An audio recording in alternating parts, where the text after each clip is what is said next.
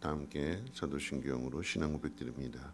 전능하사 존재를 만드신 하나님 아버지를 내가 믿사오며 그 외아들 우리 주 예수 그리스도를 믿사오니 이는 성령으로 잉태하사 동정녀 마리아에게 나시고 본디오 빌라도에게 고난을 받으사 십자가에 못 박혀 죽으시고 장사한 지 사흘 만에 죽은 자 가운데서 다시 살아나시며 하늘에 오르사 전능하신 하나님 우편에 앉아 계시다가 저리로서 산자와 죽은 자를 심판하러 오시리라. 성령을 믿사오며 거룩한 공회와 성도가 서로 교통하는 것과 죄를 사하여 주시는 것과 몸이 다시 사는 것과 영원히 사는 것을 믿사옵나이다. 아멘. 좋으신 하나님 감사합니다. 오늘 새벽에도 하나님 귀한 존으로 인도해 주심을 감사드리고 오늘 우리가 어떻게 살아가야 될 것인가, 우리 삶의 모든 환경 가운데 하늘을 향하여 눈을 들어 바라보게 하여 주시고 하나님의 도우심을 구하며 하나님의 능력 가운데 살아갈 수 있는 복 있는 사람들 되게 하옵소서. 감사드리며 예수님의 이름으로 기도합니다. 아멘. 하나님 말씀 봅니다. 하나님 말씀은 시편 107편 23절 말씀부터 43절까지 보시겠습니다. 하나님 말씀 시편 107편 23절로 43절까지 한 절씩 교독을 읽겠습니다. 배들을 바다에 띄우며 큰 물에서 일을 하는 자는 여호와께서 행하신 일들과 그의 기이한 일들을 깊은 바다에서 보나니 여호와께서 명령하신즉 광풍이 일어나 바다 물결을 일으키는도다. 그들이 하늘로 솟구쳤다가 깊은 곳으로 내려가나니 그 위험 때문에 그들의 영혼이 녹는도다. 그들이 이리저리 구르며 취한 자같이 비틀거리니 그들의 모든 지각이 혼돈 속에 빠지는도다.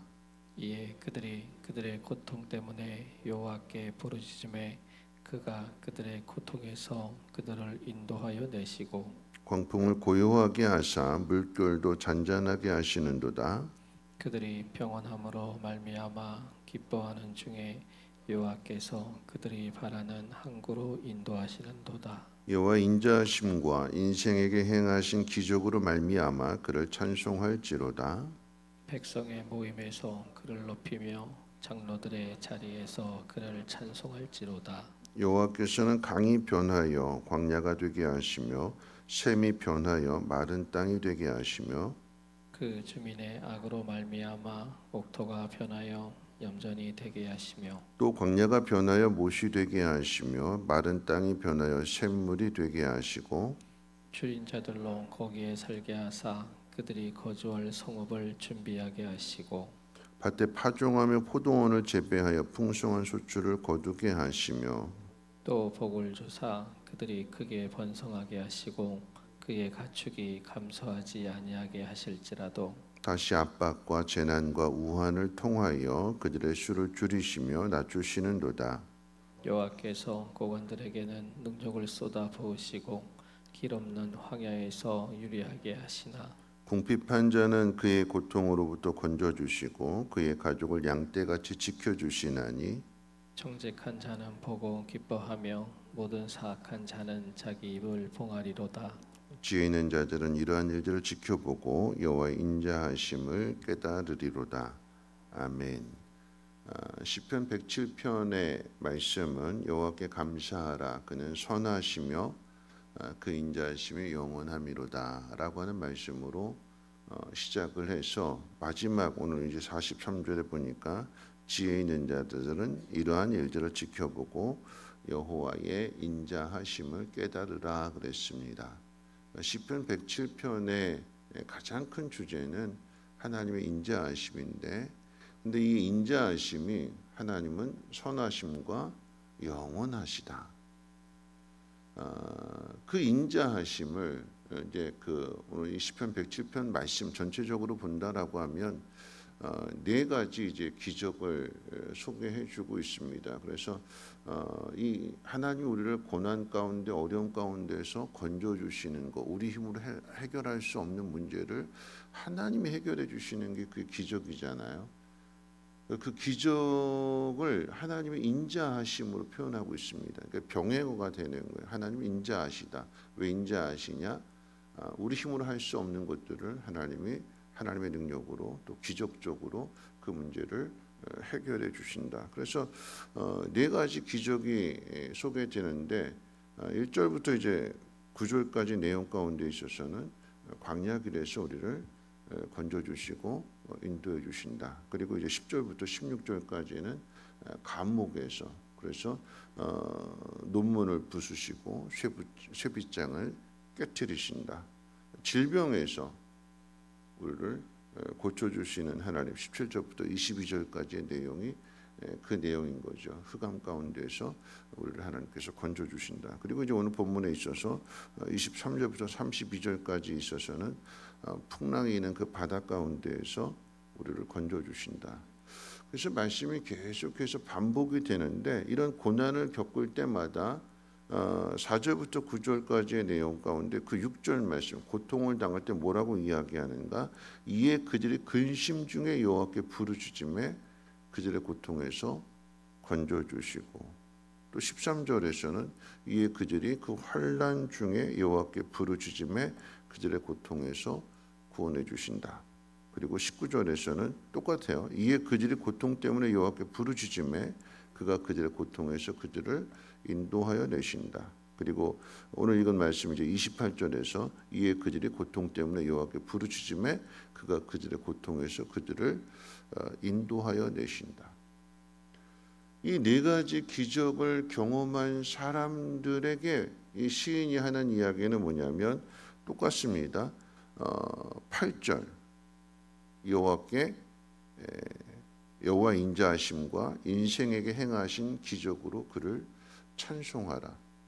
그러니까 모든 네 가지의 상황 가운데 있어서 이 8절, 15절, 21절, 31절 하나님께서 그 고통 가운데 우리를 건져주셨을 때 우리가 해야 되는 것은 무엇이냐? 그를 찬송하라라고 하는 거죠. 기적을 나타내 주신 그 고통에서부터 우리를 건져주신 그 하나님을 찬송하라. 오늘 특별히 말씀 가운데 이제 풍랑이 있는 바다 가운데서 건져주신 그 하나님을 찬송하라라고 할 때에 인생을 바다의 항해로 묘사를 하게 됩니다. 시인은 하나님께서 행하신 일들과 기이한 일들을 깊은 바다에서 본다고 그랬습니다. 깊은 바다라고 말하는 것은 먼 바다로 표현할 수도 있는 거고 먼 바다, 멀리 가야 바다가 점점 깊어지는 거잖아요. 그러니까 육지로부터 멀어졌기 때문에 사람의 도움을 받을 수 없는 그런 환경을 이야기합니다. 그런 환경 속에서 오늘 아주 구체적으로 이 풍랑이 난 바다 가운데 당하는 고통을 묘사하게 될 때에 배가 하늘로 솟구쳤다가 깊은 곳으로 내려갑니다. 바람에 의해서 막 이 배가 흔들리게 되니까 또 파도에 의해서도 흔들리게 되니까 이리저리 뒹굴게 되는 것이고 취한 자처럼 술에 취한 자처럼 몸을 가누지 못한다고 그랬습니다. 이런 일들로 인하여 영혼이 녹아버리게 되고 모든 지각이 혼돈 속에 빠지게 됩니다. 아무리 항해의 전문가라고 할지라도 항해에 대한 많은 지식을 가졌다 할지라도 여러분 이 풍랑이 난 바다 가운데 있어서는 배가 그렇게 흔들리는 상황 속에서 사람이 할 수 있는 것은 아무것도 없죠. 여러분 이런 상황 속에서 영혼이 녹아내리고 그리고 모든 지각이 혼돈 가운데 빠진 사람이 해야 될 일은 기도하는 거죠. 우리 인생 가운데 신앙에 있어서 가장 기본이 말씀과 기도라고 한다면 여러분 한번 생각해 보세요. 풍랑이 있는 그래서 막 배가 요동치는 그 가운데 있는 사람이 말씀을 기억하고 말씀을 암송해서 그 말씀을 통해서 이렇게 막 기도할까요? 아니죠. 정말 죽을 것 같은 상황 속에서 정말 우리가 해야 될 기도는 딱 한마디면 되는 거예요. 하나님 도와주세요. 하나님 살려주세요. 성경을 외워서 하나님이 어떤 하나님이신 것을 드러내야 되고 나타내야 되고 고백해야 되고 이게 아니라 전능하신 하나님, 거룩하신 하나님, 천지 만물을 주관하시는 하나님, 뭐 이런 모든 거 다 빼버리고 딱 간단하게 정말 위급한 상황 가운데, 정말 고통 가운데 있을 때에 우리가 하나님 앞에 도움을 요청하는 것은 하나님 도와주세요, 하나님 살려주세요. 하나님 그 기도를 들어주신대요. 여러분, 풍랑이는 바다 가운데 있어서 정말 고통 속에서 해야 될 것은 어떻게 해요? 하나님 도와주세요, 하나님 앞에 도움을 요청하는 그 기도지요. 그럴 때 하나님은 그 기도를 들어주셔서 어떻게 해요? 바람을 잠잠케 하시고 물결을 잔잔하게 하신다고 그랬어요. 배가 이제 안정을 찾았어요. 그러면 그렇게 위급한 상황에서 벗어난 그 배가 다시 항구로 편안한 곳으로 돌아오시는 것은 어디 있냐? 그때는 말씀인 거죠. 여러분, 배는 나침반을 통해서 방향을 정하고 방향으로 가야지만 안전하게 목적지에 도착할 수 있는 거 아니겠습니까? 배가 항상 바다 위에 떠 있는 게 아니죠. 배가 있는 목적은 이 바다를 건너가는 게 목적이기 때문에 그 항구에 도착을 해야 되는 거예요. 근데 그 항구 도착하는 길은 뭘까요? 말씀이라고 그랬어요. 말씀. 어제 말씀 가운데, 전해진 말씀 가운데 19절 20절 말씀 가운데 보면 그 20절 말씀 가운데 이렇게 기록되어 있습니다. 20절 말씀에 보면 그가 그의 말씀을 보내어 그들을 고치시고 위험한 지경에서 건지시는도다. 하나님이 우리가 고통을 당하게 될 때 그 고통 속에서 하나님 도와주세요, 살려주세요, 하나님 앞에 기도하는 우리들에게 하나님께서 편안한 길로, 안전한 길로 인도하시는 길은 뭘 통해서 인도하신다고 그랬어요? 말씀을 보내서. 말씀을 보내서. 왜 우리 신앙의 삶 가운데, 인생의 삶 속에서 기도가 중요하고 말씀이 중요한지를 오늘 이 시편 107편이 우리에게 가르쳐 주고 있는 것입니다. 우리에게 주어진 모든 상황들이 쉽지 않죠. 오늘 이제 뒤에 나오는 내용들 가운데 보면 악인에게는 하나님께서 그가 가지고 있는 환경을 바꾸세요. 옥토를 염존이 되게 하신대요. 사막의 그 강을 사막이 되게 하신대요. 악인에게는 그 좋았던, 그 누렸던 모든 것들을 하나님의 심판을 통해서 고통의 자리로 바꿔놓으신대요. 반면에 궁핍한 자, 억눌린 자, 가난한 자들에게는 앞에 있었던 상황이 또다시 반대로 변하게 되는 거죠. 사막이 되어버렸어요. 물을 얻을 수 없습니다. 그런데 하나님 그곳에서 물을 내어주신대요. 강이 되게 해주신대요. 고통을 당하는 자에게, 하나님이 필요하다고 하나님 앞에 요청을 하는 자들에게는 그 삶의 환경을 하나님 바꾸셔서, 그게 뭘까요? 기적이 되는 거죠. 가난하다라고 하는 것은 내 힘으로 할 수 없다라고 하는 이야기예요. 누군가의 도움을 받아야만 그 문제를 해결할 수 있다는 것인데, 사람이 도와줘야 되는데 사람이 안 도와주게 되니까 하나님이 그 가난한 자를 도와주시는 거죠. 그래서 하나님이 도와주시니까 기적이 되는 거예요. 우리가 어떤 환경 가운데 있다 할지라도, 인생을 바다에 비유했을 때 가다가 풍랑을 만났을지라도 그 풍랑을 내 힘으로 이겨내지 못하게 될 때에 하나님은 그 상황 속에서 우리에게 기도하라고 하셔요. 하나님 앞에 도움을 요청하래요. 그러면 하나님이 건져 주신대요. 고통의 시간에 해야 할 일은 우리 주변에 있는 우리 상황, 우리 가지고 있는 이 상황을 그저 눈으로만 보는 것이 아니라 하나님 앞에 집중해야 되는 것입니다. 하나님 앞에. 어떤 화가가 이런 이야기를 했어요. 미술은 보이는 것을 표현하는 것이 아니라 어떤 것을 보이게 하는 것이다. 아주 유능한 화가와 그렇지 않은 비전문적인 화가의 차이는 보는 데 있어요. 보는 데.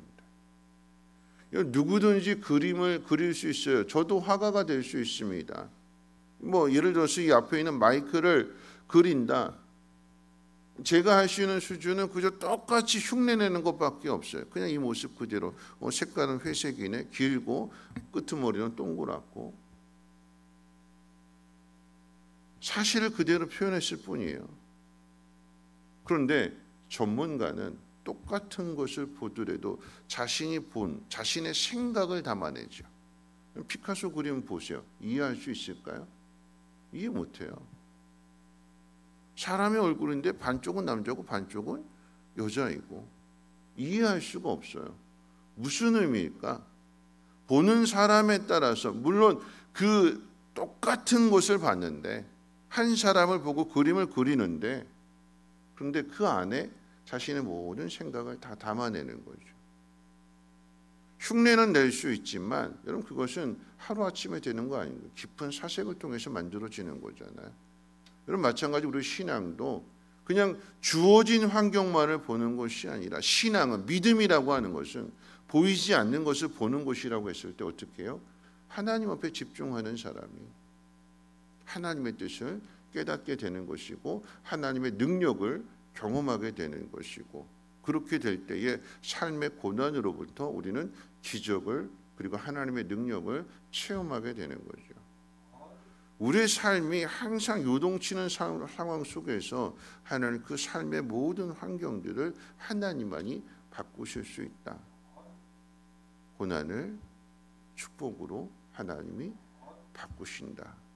그러니까 우리가 해야 될 일은 고난 가운데 있다 할지라도 여러분 오늘 주어진 이 말씀 하나님 기적을 나타내시는 그 사람들은 말 잘 듣고 모범적으로 신앙생활하는 사람들에게만 주시는 은혜가 아니라 때는 하나님 말씀을 거역하고 내 뜻대로 살겠다고 내 고집대로 하겠다고 내 방법대로 하겠다고 하나님 멀리하고 그 길을 걸어갔는데 그래서 당하게 되는 그 고난 가운데 부르짖는 자에게도 하나님은 더 큰 은혜를 부어주시는 분이 하나님이십니다.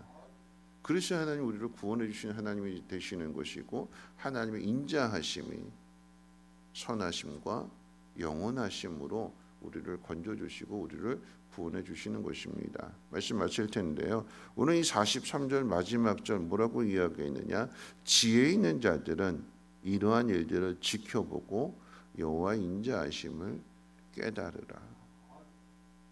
미련한 자는 맞아봐야 아프구나, 저렇게 하면 안 되는구나 하는 것을 미련한 사람은 직접 당해보고 알게 되지만 지혜로운 사람은 그렇게 되어지는 그 일들을 경험하는 사람들을 보고도 깨닫고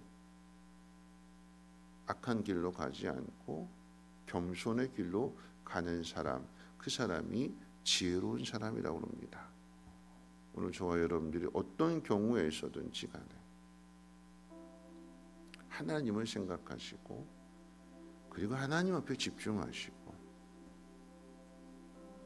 사람들의 눈에는 그저 세상밖에 안 보여요. 그런데 믿음을 가진 사람들의 눈에는 그 속에 하나님이 보입니다.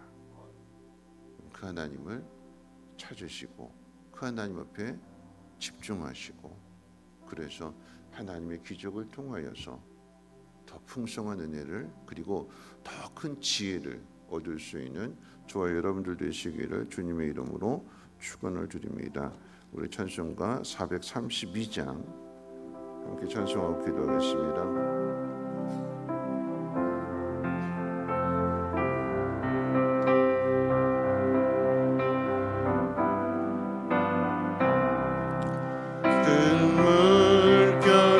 설레는 어두운 바다 저 등대의 불빛도 희미한데 이 풍랑의 배저 항해하는 이 작은 배 사고는 주님이라 나 두려움없도다 주 예수님 늦게 여 계시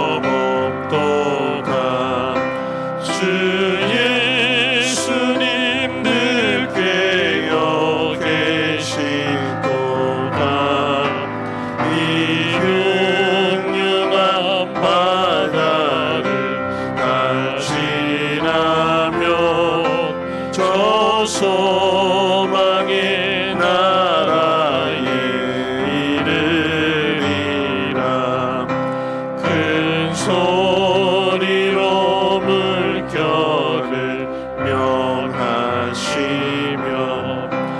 이 바다는 고요히 잠자리라.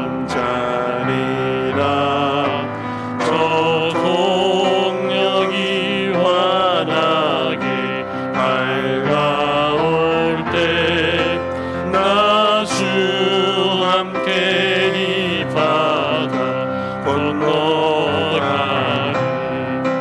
나 두려움 없네 두려움 없도다.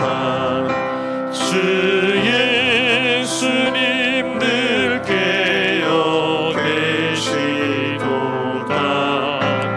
이 흉흉한 바다를 가지나면 저 소망의 나라에 이르리라. 오늘 말씀 생각하면서 함께 기도하실 텐데요. 하나님 우리를 지으실 때 복을 주셨다고 그랬어요. 복을 주셨다. 하나님 우리가 행복하기를 원하십니다.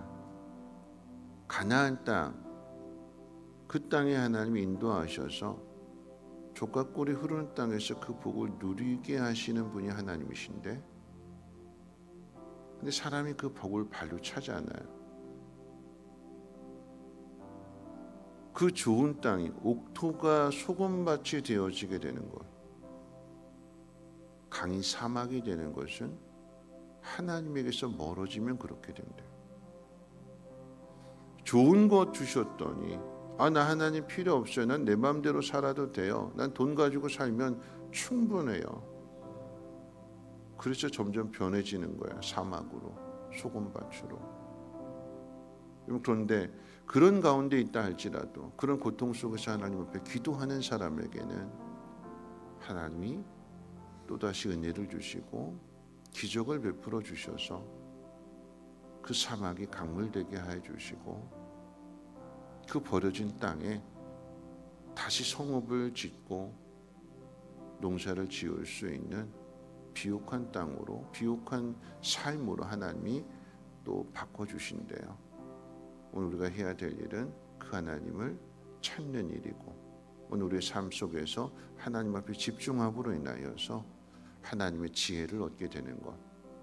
하나님 나를 긍휼히 여겨주시고 내가 고통 가운데 부르짖을 때 하나님 응답해 주시며 그 속에서 내가 어디로 가야 할지, 하나님 그 안전한 곳이 어디인지 말씀을 통해서 깨닫게 해주시고 내 삶을 인도해 주시옵소서. 우리 함께 통성으로 하나님 앞에 기도합니다. 사랑 많으신 하나님 아버지, 오늘 이 새벽에도 하나님 귀한 전으로 인도해 주셔서 하나님 앞에 집중하는 삶이 되게 해주시면 감사합니다. 내가 어떤 형편 가운데 있다 할지라도 하나님 그 어떤 상황 속에서 하나님 앞에 부르짖을 때에 주께서 들으시고 우리를 구원해 주시며 기적을 나타내 주신다고 오늘 시편 110편 말씀을 통해서 우리에게 약속해 주십니다. 하나님, 사람의 도움을 받지 못하고 막막하고 답답한 현실 속에서 위를 뒹굴고 저리 뒹굴고 그 영혼이 녹아내리는 그 상황 속에서 하나님